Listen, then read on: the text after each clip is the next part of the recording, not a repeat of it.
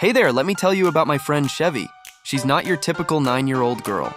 With her bouncy, curly black hair that seems to dance with a life of its own, she's basically a walking burst of sunshine. You'll usually find her doing cartwheels in the park or making silly faces at strangers just to make them smile. But here's where things get interesting. Shevii has this absolute obsession with ramen. I mean, who doesn't love those steamy, slurpy noodles? But for her, it's not just food. It's an adventure waiting to happen. And boy, did she get more than she bargained for on her trip to Japan. It all started when she convinced her parents to take her to this tiny ramen shop in Tokyo. The shop was tucked away in an alley that seemed to shimmer in the moonlight.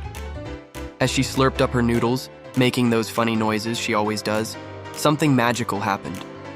The steam from her bowl started swirling around her in the most unusual way.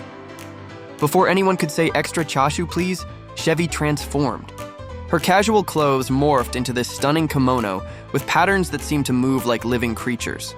Her usual goofy grin turned into a confident smirk, and suddenly she could sense things that nobody else could.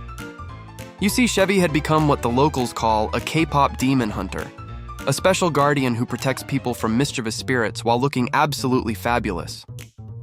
Who knew that her random dance breaks to BTS and Blackpink were actually training for this moment?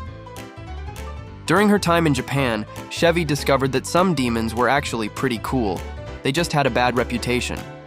Others, though, were causing real trouble, like making all the ramen in Tokyo taste like Brussels sprouts. The horror. She'd swing into action, her kimono flowing dramatically in the wind, using her positive energy and killer dance moves to turn bad vibes into good ones. The best part?